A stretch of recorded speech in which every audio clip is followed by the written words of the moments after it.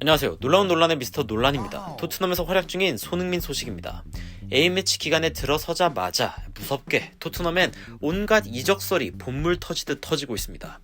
케인이 토트넘을 떠나고 싶다 했다가 아니라고 했다가 엇갈리는 리포트들과 베일이 토트넘에 1년만 있을 예정이라며 레알로 돌아갈 계획이라는 얘기, 그리고 손흥민 선수 역시 토트넘의 미래가 점점 불투명해짐에 따라 토트넘에 머무르지 않을 확률이 높다며 포체티노 감독이 현재 머무르는 파리 생제르맹으로 이적할 가능성 역시 점쳐지고 있는 상황이 발생하고 있습니다. 파리 생제르맹, 맨유, 레알 등의 굵직한 클럽들과 이적설이 나는 손흥민과 케인 듀오는 사실상 토트넘에 무리뉴 감독이 부임하면서 이 토트넘에서 우승이란 목표를 추구할 수 있을 것으로 예상되었지만 이제는 리그 4위에도 들 수 있을지 의문이 제기되고 있는 상황입니다. 이 카라바오컵 우승이 토트넘에게 케인과 손흥민이 머물 명분이 되진 않을 것으로 예상되고 있는 가운데 오히려 빅클럽에 손흥민과 케인이 판매될 것이란 예상이 점점 더 현실로 다가오고 있는 이유, 바로 들어가 보시죠. 토트넘의 팬들은 19-20 시즌 결산에 토트넘이 모든 유럽 구단을 통틀어 부채가 가장 많은 구단이 되었다며 또 다른 분야의 1등을 했음을 자주 했습니다. 이 트로피 빼고는 온갖 지표에서 좋은 모습을 보여주고 있는 토트넘은 유럽에 있는 클럽들 중에 부채의 양마저 가장 많은 팀이 되어버리고 말았는데요. 이 토트넘은 압도적인 1위를 차지하며 6억 8,500만 유로를 기록했습니다. 그 뒤를 따르는 것은 맨유로 5억 2,400만 유로를 기록했는데요. 나머지 뒤따르는 클럽들은 3억 유로대의 빚을 지고 있는 유벤투스, 인터밀란, 바르셀로나, 그리고 로마 순으로 거의 이탈리아 클럽들이었으며 페네르바체와 포르투가 그 뒤를 잇는 모습을 보여주었습니다. 사실상 더 많은 자산을 가지고 있을수록 더 큰 빚을 낼 수 있다는 점을 고려할 때 부채가 많다는 것만으로 이 클럽들의 재정 안정성 자체를 의심할 수는 없지만 토트넘의 경우 경기장을 신축했지만 관중 수입이 끊겨버린 상황이 발생하면서 엎친 데 덮친 격으로 힘들어졌다는 평가를 받기도 했습니다. 토트넘 팬들은 이 상황에 대해서 단지 장기적으로 갚아야 하는 이 경기장의 비용 때문이라고 일축하며 문제가 되는 상황은 아니라 주장했는데요. 하지만 여전히 외신에서는 이런 상황에 레비가 큰 돈을 받을 방법을 고민 중이라며 풋볼 인사이더에서는 레비가 현재 돈이 있는 구단 중 하나인 파리 생제르맹에 알리, 요리스, 오리에뿐 아니라 손흥민, 케인까지 팔 수도 있다면서 토트넘이 이번 여름에 리빌딩을 위해 거금을 투자할 수 있는 유일한 방법이라 제시했습니다. 토트넘은 이번 시즌 팬들의 부재로 약 2,300억 원대의 손해를 봤다며 이러한 팬데믹 상황으로 인한 손해는 되돌이킬 수 없는 것이라 평하기도 했습니다.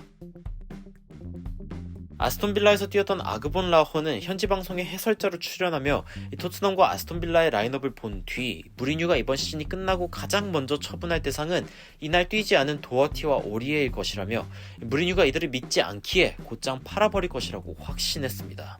한편 현재 토트넘에게 양날의 검인 라멜라 역시 떠날 수도 있다며 이탈리아의 볼로냐에서 관심을 가지고 있다고 전하기도 했습니다.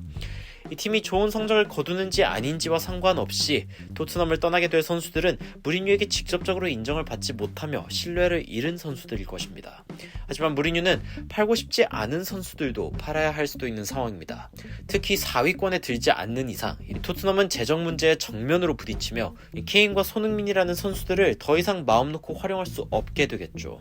이번 시즌이 끝난 뒤 계약 기간이 단 2년밖에 남지 않은 손흥민 선수는 특히 계약 기간이 1년 더 남아있는 케인보다 더 빠른 탈출이 가능할 것으로 예상되고 있는 상황이지만 케인 역시 이번 시즌이 끝나고 토트넘에 머물지는 미지수인 상황이며 모든 토트넘 팬들이 해당 소식에 귀를 기울이고 있습니다. 당연히 선수들을 판다면 거금을 요구할 레비 회장이기에 사실상 손흥민과 케인은 재정적으로 좋은 상황인 클럽과 이적설이 날 수밖에 없는 상황입니다. 이러한 상황은 케인과 손흥민의 백업이 될 선수를 봐도 알 수 있는데요. 최근 토트넘은 케인의 백업으로 들여온 비니시우스를 완전 영입하려는 의사를 전달한 상황이지만 기존의 높은 가격을 낮추기 위한 흥정을 하고 있습니다. 지난 아스톤빌라전에서 케인과 함께 투톱으로 좋은 활약을 보여준 비니시우스는 현재 토트넘 팬들의 마음을 얻으며 의지할 수 있는 선수가 되어가고 있습니다. 해당 경기에선 비니시우스의 단짝인 모우라가 좋은 활약을 보여주며 이 브라질리언 듀오의 활약이 돋보이기도 했는데 하는데요. 한 토트넘 팬은 모우라가 그야말로 브라질리언 손흥민이나 다름없었다며 최근 좋은 모습을 보여주고 있는 모우라를 응원하는 모습을 보여주었습니다. 토트넘은 지난 이적 시장부터 꾸준히 윙어 영입도 고려해온 상황이며 현재 그나마 가장 자원이 많은 분야도 이 공격 이선의 측면 자원인 상황이라 손흥민을 보내주는 것이 완전히 불가능한 상황이 아니기도 합니다. 진지하게 레비가 손흥민과 케인의 이적 카드를 만지작거리는 이유이기도 합니다. 토트넘이 결국 무너진 이유가 손흥민과 케인에 대한 의존 때문이라는 이야기 역시 신빙성을 얻으며 리빌딩이 필요하다는 지적은 꾸준히 나오고 있습니다. 토트넘은 정상급 팀이 아닌 상황에서도 정상급 선수들을 보유하게 되면서 이들의 경쟁 상대가 자신뿐인 상황에 추가 영입이 어려운 상황을 겪었으며 오랜 시간 영입이 없었던 때 토트넘은 새로운 동력을 제공해줄 자극도 없이 표류하는 모습을 보여주었습니다. 이에 과감히 포체티노를 경질한 레비지만 막상 남의 떡이 커 보였던 탓일까요? 무리뉴 역시 어쩔 줄 모르는 토트넘인데요. 결국 몇몇 선수들의 프로페셔널함에 기대었던 무리뉴는 그 버팀목이 쓰러지자 결국 토트넘의 유스나 어린 선수들을 파격적으로 기용하는 선택을 내리면서 오히려 더 좋은 경기 결과를 가져오는 방식을 선택할 수밖에 없었습니다. 무리뉴가 어쩌면 이번 여름에 손흥민과 케인을 놓아주고 토트넘을 새롭게 리빌딩하는 것이 더 좋은 선택이 될 수 있는 이유입니다. 물론 무리뉴가 이러한 리빌딩에 적합한 감독인지에 대한 이야기는 또 하나의 논란거리가 되겠지만 무리뉴는 이번 프로젝트가 장기적일 것이라며 레비와 우승까지 나아가는 협업이 가능하기에 감독 자리에 부임하기도 했죠. 이 최악의 상황에 손흥민과 케인을 내주고 팀의 대부분을 도려내며 다시 한번 일으켜야 한다는 생각을 무리뉴가 전혀 안 하지는 않았을 것으로 보이는 가운데 과연 손흥민과 케인은 팬들이 원하듯 트로피를 들만한 팀으로 갈 수 있을까요? 포체티노는 파리 생제르맹에 부임한 지 얼마 지나지 않아 파리 생제르맹을 슈퍼컵 우승으로 이끌며 바로 자신의 첫 번째 트로피를 들어올리는 모습을 보여주었습니다.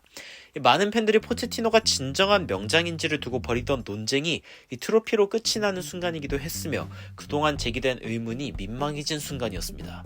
하지만 모두가 빅클럽으로 간다 해서 결과를 낼 수 있는 것은 아니며 이 케인과 손흥민이 빅클럽에 간다 해도 앞으로 남아있을 그들의 전성기에 우승을 만들어내는 주역으로서의 활약이 가능할지 역시 미지수이긴 합니다.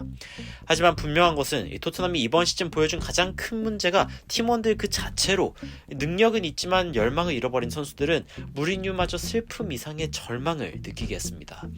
애초에 토트넘의 우승을 목표로 뛰겠다는 선수들의 수는 얼마나 될까요? 챔피언스리그 영광의 문턱에서 준우승이란 쓰디쓴 잔을 마셔본 토트넘의 오비들과 최대한의 효율성을 기조로 영입된 토트넘의 신입들 사이에 말이죠. 그 와중에 진지하게 우승을 바라볼 수 있는 몇몇 선수들만이 빛나고 있으며 케인과 손흥민은 그 빛나는 선수들 중 몇 안 되는 월드클래스 선수들이기도 합니다. 어쩌면 무리뉴는 새로운 도전을 위해 케인과 손흥민의 새로운 도전을 허락하고 완전한 리빌딩이 필요한 시점이 아닌가 하는 생각이 듭니다. 추가적으로 흥미로운 외신 소식이나 해외 반응 있으면 전달드리도록 하겠습니다. 놀라운 논란 저들리는 미스터 논란이었습니다. 시청해주셔서 감사합니다.